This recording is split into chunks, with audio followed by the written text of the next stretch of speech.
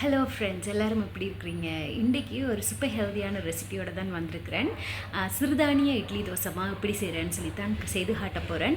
வாங்கோ, சூப்பர் ஹெல்த்தியான ஒரு ரெசிபி. சின்ன பிள்ளைகள் பெரியாக்கள் எல்லாருமே சாப்பிடக்கூடிய ஒரு ரெசிபி. அரிசியே யூஸ் பண்ணாமல் இப்படி சிறுதானியங்களையும் உளுந்தையும் மட்டும் வச்சு ஒரு சூப்பரான இட்லி தோசை மாவு செய்கிறாமன்னு சொல்லி பார்த்துடலாம். இந்த இட்லி தோசை மாவுக்கு, சிறுதானிய இட்லி தோசை மாவுக்கு ஒரு கப்பால் நான் உளுந்து எடுத்துருக்கிறேன். வெள்ளை உளுந்து இந்த கப்பால் தான் எடுத்துருக்கிறேன். அதுக்கு பிறகு இங்கே அதே கப்பால் ஒரு கப் தினை, சாம, குதிரைவாளி, அடுத்தது வரகு, இவ்வளவும் எடுத்துருக்கிறேன். அதாவது உங்கள்கிட்ட இருக்கிற என்னென்ன தானியம் இருக்கோ, சிறுதானியம் இருக்கோ, அதில் ஒரு கப் எடுங்க. ஒரு கிட்டத்தட்ட 1:4 அப்படி பாக்கில் எடுத்தோம்னு சொன்னால் சரி. அதோட இது ரெண்டையும் நல்லா கழுவிட்டு இப்போ எனக்கு என்ன பிரச்சனைனா, இங்கே குளிர், அதோட என் கைக்கு கொஞ்சம் புளிக்குது இல்லை, அப்பப்போ அப்படி நடக்கும்.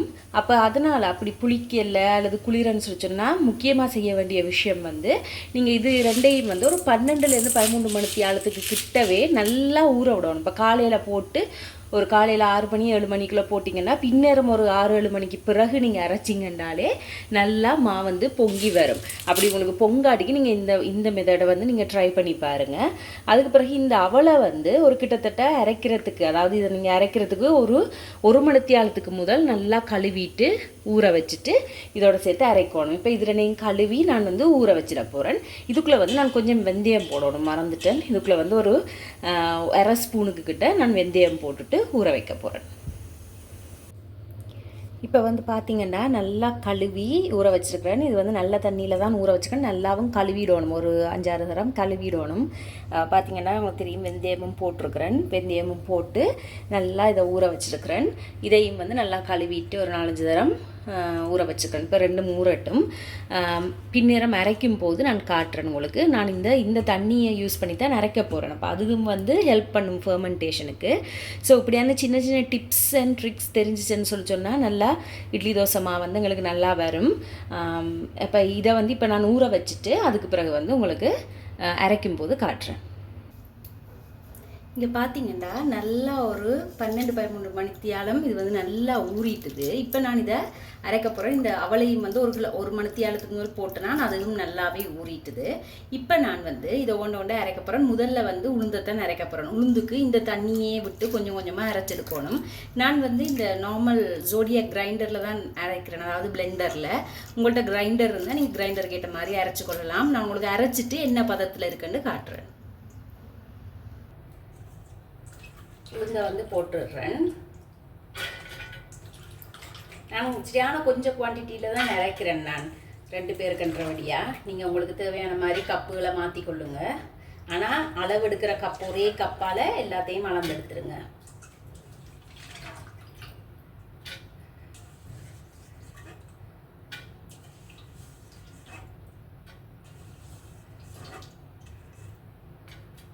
எல்லா உளுந்தையும் போட்டுட்டு ஒரு கொஞ்சமாக தண்ணி, கொஞ்சமாக விட்டு விட்டு பார்த்து அரைக்கலாம்.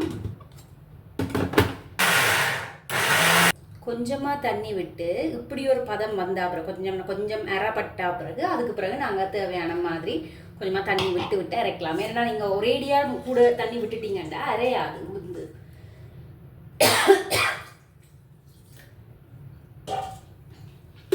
இங்கே பார்த்தீங்கன்னா உளுந்து நல்லா அரைப்பட்டு வந்துட்டுது. இப்படி ஒரு பதத்தில் அரைப்படணும் உளுந்து. உளுந்தோட பதம் பார்க்குறதுக்கு நீங்கள் ஒரு தண்ணிக்குள்ளே கொஞ்சமாக உளுந்து எடுத்துட்டு இப்படி போட்டு பாருங்க.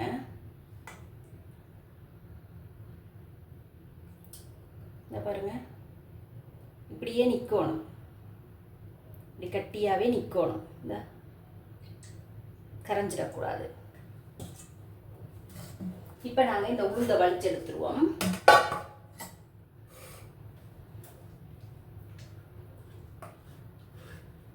இனி நாங்கள் இந்த அரிசி வகைகளை போட்டுருவோம். இந்த தண்ணி சேர்க்கக்கூடாது.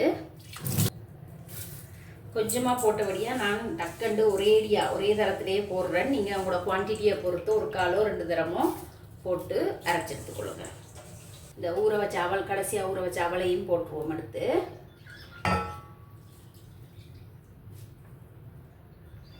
வெள்ளை அவல்னா டக்குன்னு இறஞ்சிடும். இந்த சிவப்பு அவல் கொஞ்சம் கஷ்டம் தான் நிறைகிறதுக்கு. அதனால தான் ஒரு கிட்டத்தட்ட 1-1.5 மணி நேரத்துக்கு முதலே இந்த அவலை வந்து ஊற வச்சிடணும். இப்போ இதுக்குமே வந்து நாங்கள் இந்த உளுந்து ஊற வச்ச தண்ணி தான் யூஸ் பண்ண போகிறோம். முதல்ல கொஞ்சமாக விட்டு ஒரு சுற்றி அதை அரைச்சி எடுத்துட்டு அதுக்கு பிறகு தான் நாங்கள் அளவான தண்ணி விட போகிறோம். பாருங்க, ஓரளவுக்கு இப்படி அரைஞ்சி வந்துட்டுது. லைட்டாக கொஞ்சமாக தண்ணி தெளித்து அரைச்சபடியே அப்படி அரைஞ்சிட்டுது. இனி தேவையான அளவுக்கு கொஞ்சம் கொஞ்சமாக தண்ணியை விட்டு அரைச்சி எடுத்துக்கோங்க. இங்கே பார்த்தீங்கன்னா இதுக்கு மரப்பட்டுட்டுது. உங்களுக்கு சிவப்பவல் இல்லைன்னா ஒன்றும் பிரச்சனை இல்லை, அவளை ஸ்கிப் பண்ணிவிடுங்க. இப்படி இந்த அளவுக்கு இருக்கணும், இப்படி ஊற்றுறதுக்கு இந்த அளவுக்கு இருக்கணும், அப்போ தான் பொங்கி வர சரியாக இருக்கும். இங்கே பார்த்தீங்கன்னா ஊற்றிட்டேன் ரெண்டையும். இந்த மாவுக்கு தேவையான அளவு உப்பு,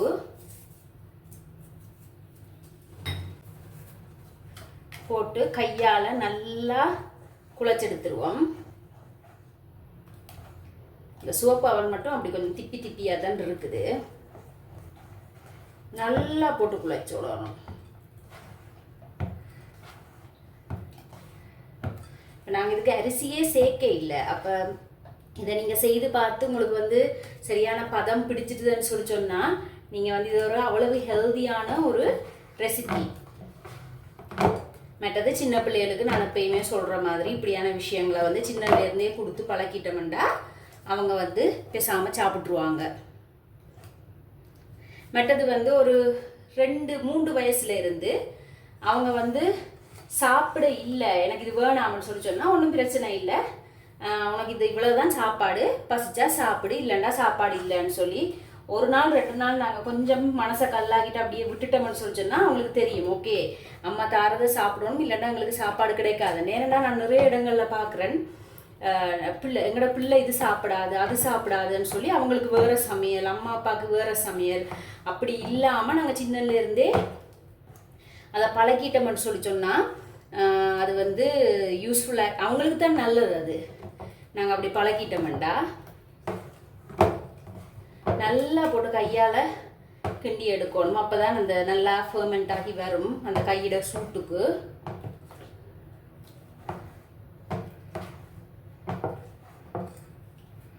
இப்போ நான் நல்லா பிரட்டி விட்டுட்டேன்.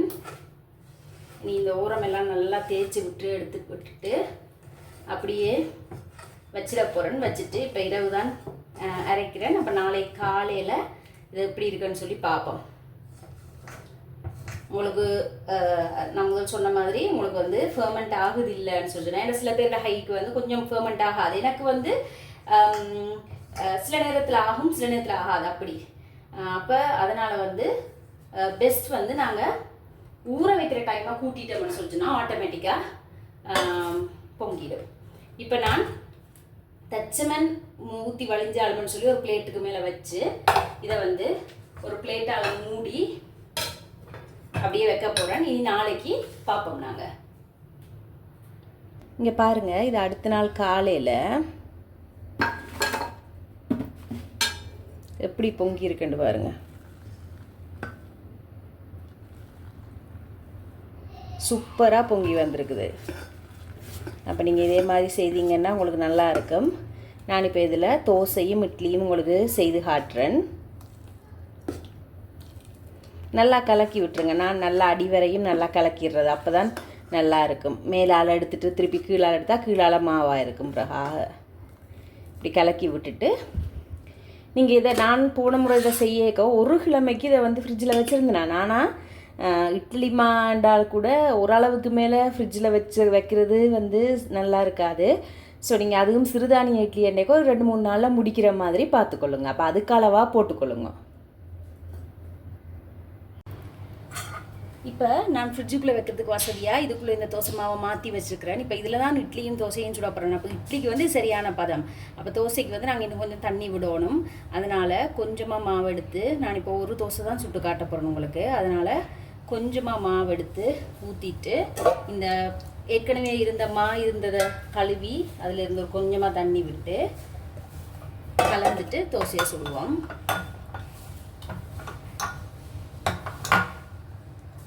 உங்களுக்கு தோசை பதம் தெரியும். இப்படி ஒரு கொஞ்சம் ஊற்றுற மாதிரியான ஒரு கன்சிஸ்டன்சியில் வந்தால் தோசை நல்லா இருக்கும்.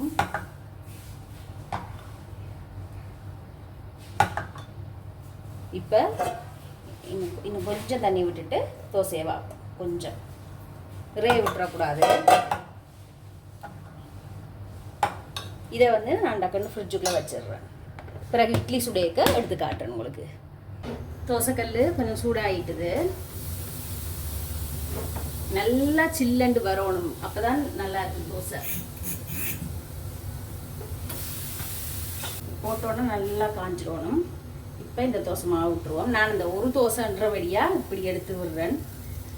நீங்கள் கரண்டியால் எடுத்து ஊற்றுங்க.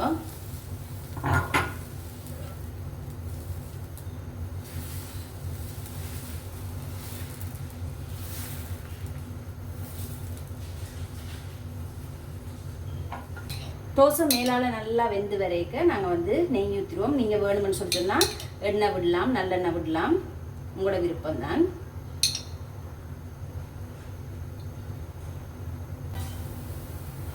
நல்லா 2 பக்கம் வேக விட்டு எடுத்தோம்னா சூப்பரான தோசை ரெடி. சிறுதானிய தோசைண்டே சொல்லிடாது, அவ்வளவு நல்லா இருக்கும். பாருங்கள் எப்படி வந்திருக்கேன். அந்த வெந்தயம் எல்லாம் போட்டபடியாக நல்லா கலராக வந்திருக்கு தோசை. திருப்பி வேணுமென்னா நீங்கள் நெய் போடலாம். நான் முதலே கூட போட்டபடியாக போட இல்லை. நல்லா வெந்துட்டுது. இப்போ தோசை எடுத்துருவோம். நீங்கள் நல்லா இன்னும் கொஞ்சம் எண்ணெய் விட்டு நல்லா முருக விட்டும் எடுக்கலாம் தோசையை.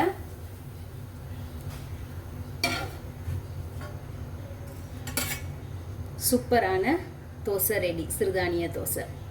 அடுத்தது நாங்கள் இட்லி செய்கிறத பார்க்கலாம். இங்கே பார்த்தீங்கன்னா இட்லி மா எடுத்து வச்சிருக்கிறேன். பாருங்கள் இப்படி ஒரு பதத்தில் இருக்குது. ஆக கட்டியாகவும் ஊற்றக்கூடாது, பிறகு அது நல்லா புஸ் புஸ்ண்டு வராது, சாஃப்டாக. இப்படி ஒரு பதத்தில் இங்கே வந்து நான் வந்து எண்ணெய் தான் தேய்ச்சி வச்சுருக்கிறேன். சில பேர் வந்து துணியும் போட்டு செய்வாங்க, அது உங்களோட விருப்பம். உங்களுக்கு எப்படி விருப்பமோ செய்யுங்க. நான் 4 இட்லி தான் நான் அவிக்க போகிறேன். அதிரா ஒரு 1.5 சாப்பிடுவா, மிச்சம் எனக்கு.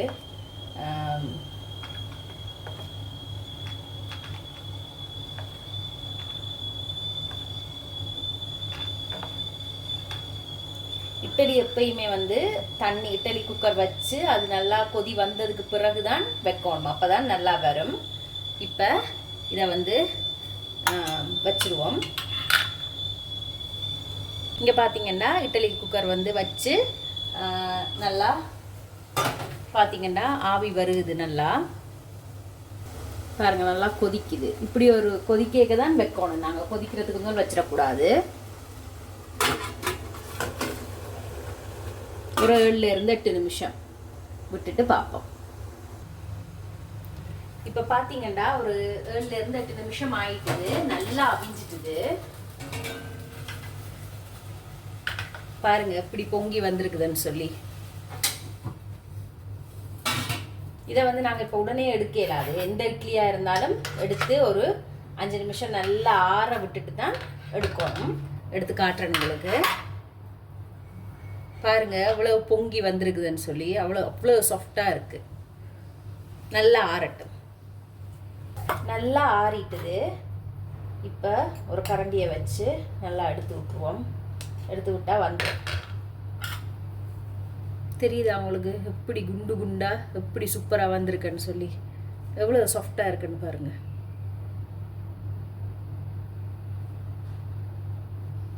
அரிசியே இல்லாமல் எங்களுக்கு வந்து இப்படி ஒரு ரெசிபி இருக்குது செய்யலாம்னு சொல்லி சொன்னால் அவ்வளோ நல்லது, ஹெல்த்தியாக எங்களோட ஃபேமிலிஸுக்கு கொடுக்குறதுக்கு. ஸோ இப்போ இதில் வந்து 2 இட்லி சாப்பிட மாட்டா அதிரா.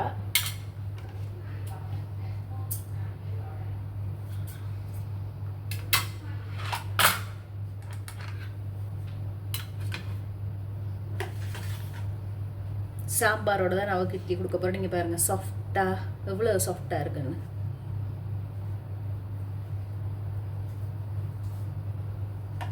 ஸோ இந்த இட்லியும் தோசையும் சூப்பராக செய்யலாம். நீங்களும் செய்து பாருங்க. செய்து பார்த்துட்டு எனக்கு கமெண்ட் செக்ஷனில் எப்படி வந்துச்சுன்னு சொல்லி கமெண்ட் பண்ணுங்க. ஹெல்த்தியான ஒரு லைஃப் ஸ்டைலுக்கு நாங்கள் அடாப்ட் ஆகுவோம்.